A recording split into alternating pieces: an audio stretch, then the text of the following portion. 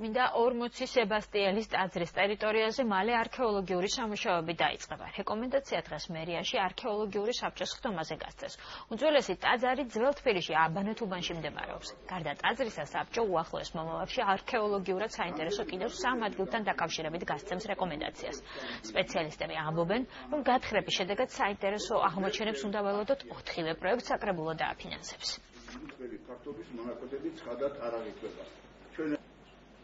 წარმოდგენილი იქნა 4 პროექტი. შემდგომ წინარე საბჭოზე გამოირქვა ცალკეული შენიშვნები, აგრეთვე მოსაზრებები და აქედან გასწორდა 1. რა თქმა უნდა, უახლოეს მომავალში დანარჩენი 3-იც გასწორდება.